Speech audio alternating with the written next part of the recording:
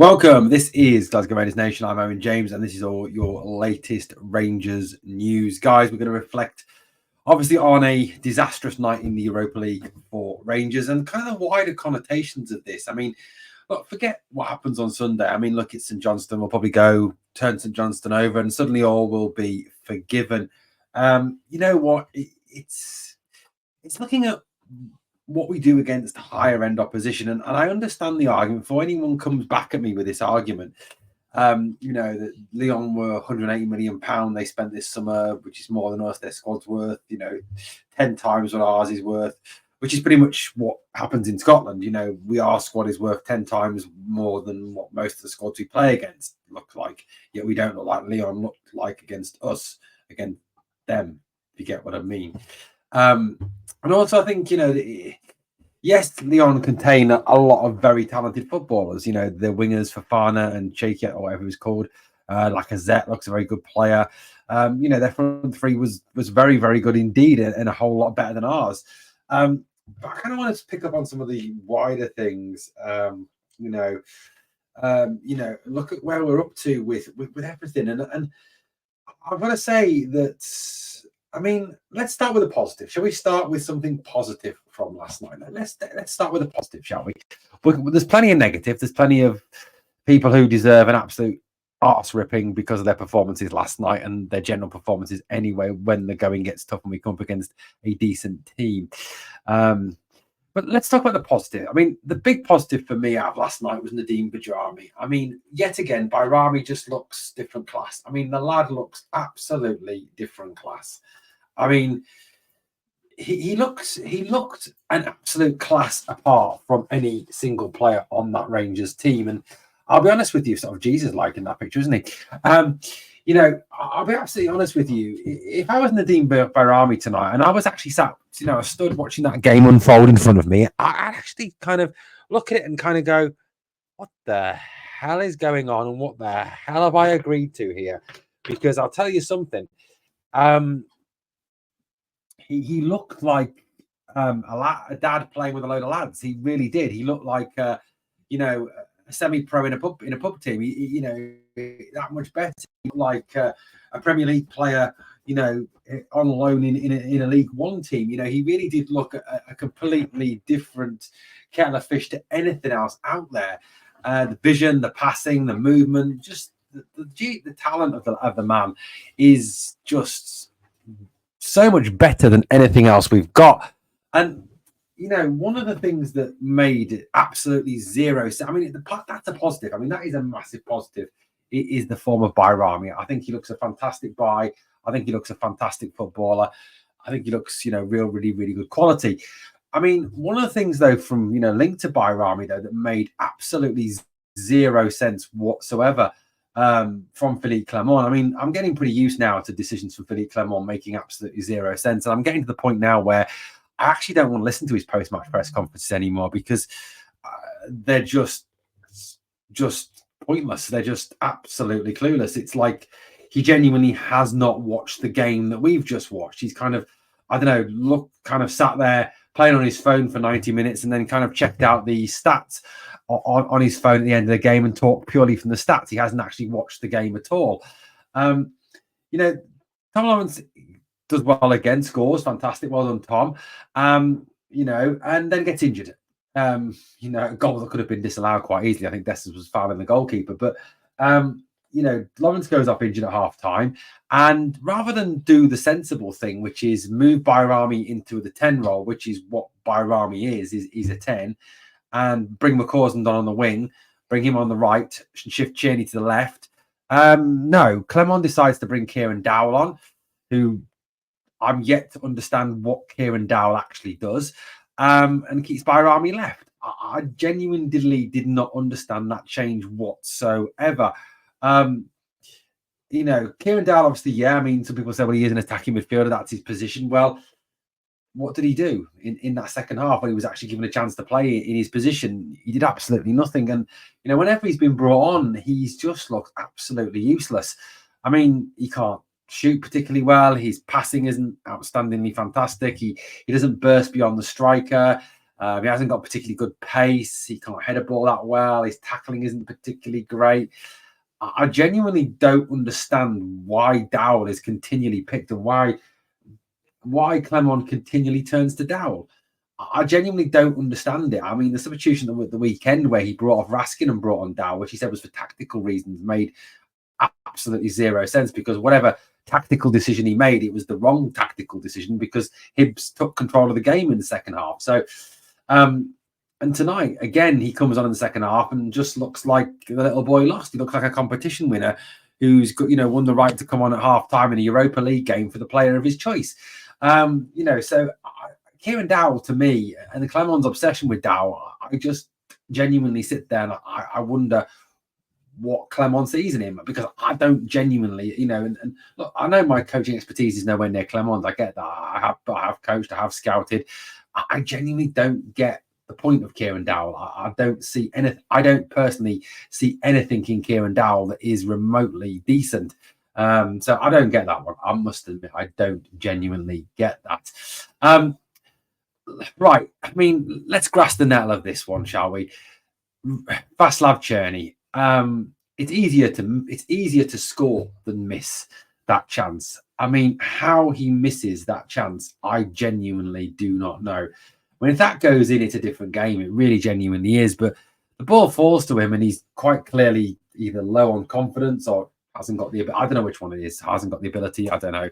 But I mean, to miss a chance like that is just unforgivable. I mean, it is an absolute howler.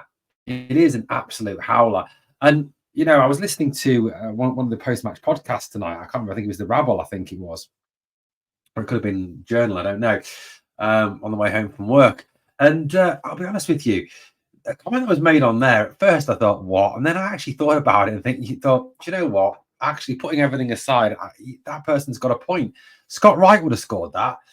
I'll be honest with you, Václav Černý is looking increasingly like an absolute bust.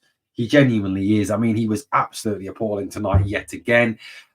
One trick pony. I'll be absolutely honest with you, and I can't believe I'm saying this. I mean, I honestly don't rate this player in the slightest, but Scott Wright's a better right winger than Václav Černý. He genuinely is. Václav Černý looks like a B-Tech Scott Wright, and that's pretty bad. Černý was genuinely dreadful tonight. I think I gave him a 0 or might have been a 2. I don't know. I can't remember on my ratings, but he genuinely was that bad. He was appalling tonight. Really, genuinely was. We're obviously going to talk about James Tavernier as well. We'll get to that. The substitution. What does this mean? The hook after 61 minutes. Cyril Dessers tonight, yet again, proving that when the going gets tough, the Dessers gets going in the wrong direction. I thought Cyril Dessers tonight was appalling yet again. He was out-muscled. He was ragdolled by their centre halves.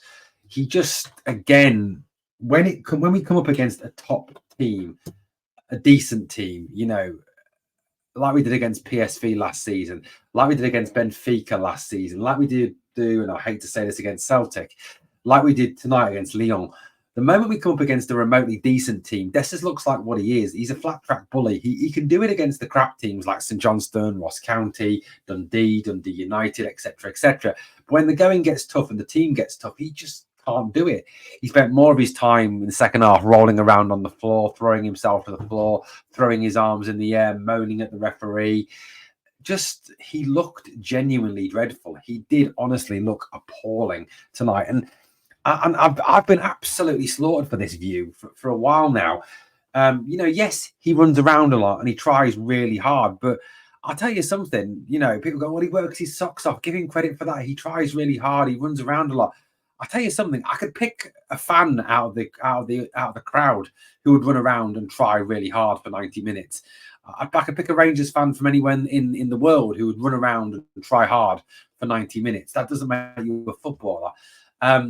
Cyril Dessers, like I say, can do it when we come up against shit teams, when we come against the Ross Counties, when we come up against against those teams that are genuinely poor. And he'll probably play this weekend against St Johnstone. He'll probably score 2 or 3 goals, and in the eyes of many fans, he'll be the best Rangers striker ever. He'll be world class. He'll be the deadly Cyril Dessers D9 or whatever it is that those Muppets call him.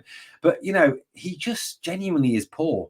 I mean, the guy, when the moment he comes up against a half decent team, he looks like a pub player. He just genuinely looks like a pub footballer. Someone who can't cope at this level, someone who genuinely can't cope at this level. And I think the biggest telling remark will be that, we created a fair few chances in the game last night. And the chances that we created, again, like the Benfica game last year, if we had someone who could actually put the ball in the back of the net, a clinical striker who could actually finish, then we'd actually have a chance of actually winning a game and actually scoring some goals. Instead of having Cyril Dessers who flatters to deceive and then spends most of the time on his arse moaning. I genuinely don't rate the guy. I genuinely do not rate the guy. I don't think he's a good footballer. I think he's a very average footballer. I think he's a backup striker. The fact he gets paid 27 grand a week to me is just a joke. I mean, genuinely. And I know Lyon are a class above, but I'm talking about as a player who, like I said, against Celtic, doesn't do it when it actually matters. Parkhead away, for example. He doesn't do it in the PSV game. Clean through on goal. Doesn't even work the goalkeeper. Against Benfica last season, doesn't threaten at all. When it Dynamo Kiev, second leg, at home, at Hampden, is appalling. He's one of the worst players on the pitch. When it actually genuinely matters, he does not turn up. So yeah, absolutely shocking from Dessers tonight. And like I said, the guy is he's a flat track bully. That's what he is. Cyril Dessers is a flat track bully. James Tavernier tonight was appalling. He was genuinely embarrassing tonight. He looked like a pub player trying to play professional football. He genuinely did. He looked like a Parks player that had been pulled off a park in Glasgow. Like, I said, fancy playing right back tonight against this French team that were playing. Oh yeah, I'll give it a go. And he got absolutely humiliated tonight. He really did. And Clement pulled him off after 61 minutes for Casemiro. And I hope this is the sign of something to come. I hope this is a ballsy decision from the manager to actually say to James Tavernier, look, your performance isn't up to anymore. You just can't hack it at the highest level anymore, James. I'm sorry, but you genuinely can't. I don't care whether you're the captain, the record Rangers goal scorer, the greatest goal scoring defender in British history, whatever you are, you're not up to it anymore. You just genuinely aren't. And look, I know this is going to upset all the Tav fanboys out there, the Tav lovers that would rather see Tav play week in, week out than Rangers actually win a trophy. As long as Tav plays, that's all they want, because it's Tav FC and it's not Rangers FC. And James Tavernier is the most important person in the world, and he's got to play, because if he doesn't play, I can't go.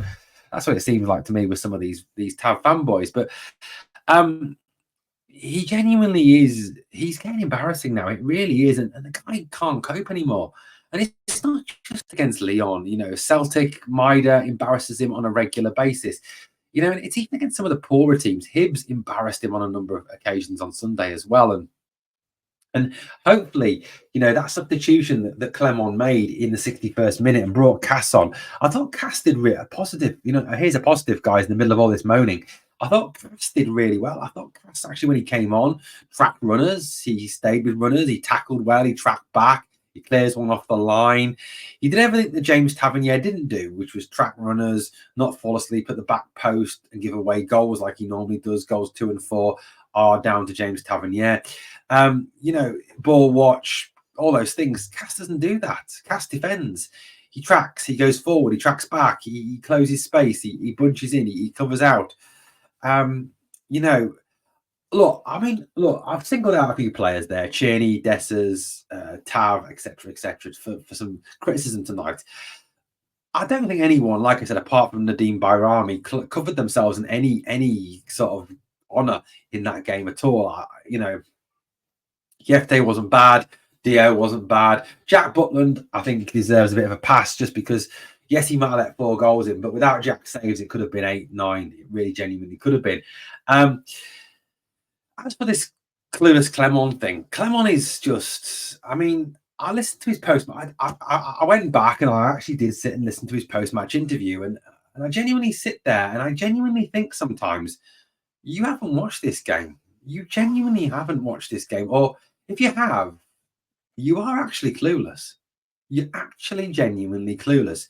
And people come out and say, well, he's got to say what he says, hasn't he? Well, no, he hasn't actually. There is ways round it. If you listen to other managers with a bit more, talent and a bit more tactical nous and a bit more ability, then you actually can see that there is ways round saying what he says.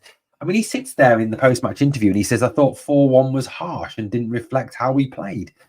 Well, I don't think you actually watched it. Ask your average Rangers fan, ask your average Rangers pundit, ask your average Rangers analyst what they genuinely thought. And I thought we got schooled. I thought we were shocking. The defense was appalling. The striker was just shocking. The attack play, apart from Bayrami, was just horrible. I genuinely don't think that Clement watches it. And like I said, some of the substitutions he makes no sense. And his tactical flexibility, his formation flexibility is just not there. I mean, it was clear that 4-2-3-1 was not working tonight. Why not change it? Why not go 4-3-3, match them up, or 4-4-2, or change it a little bit? Go to 3 at the back. I saw someone else suggest we'll go with Cass at right side centre back, go Proper in the middle, Suter left, or Suter in the middle, Proper left, play with wing back, trying to flood the midfield, trying to stop them from playing a little bit. I mean, go for something different, try something different, but it appears that he won't do that. He's got an inflexibility when it comes to changing shape and changing formation. It's worrying. It's worrying. And we heard Monaco fans actually telling us this when he was appointed, that he was, tactically inflexible, he was stubborn, etc., etc. And it appears that the Monaco fans are starting to be proved right. And look, I'm not calling for him to be sacked tonight, because, I mean, we lost to an infinitely better team with an infinitely better budget and an infinitely better set of players. But it's not just tonight, is it? I mean, come on, be honest with yourselves. It's not just tonight. It's whenever we come up against a remotely half-decent team that we look second-rate. And last night was no different. It really genuinely was.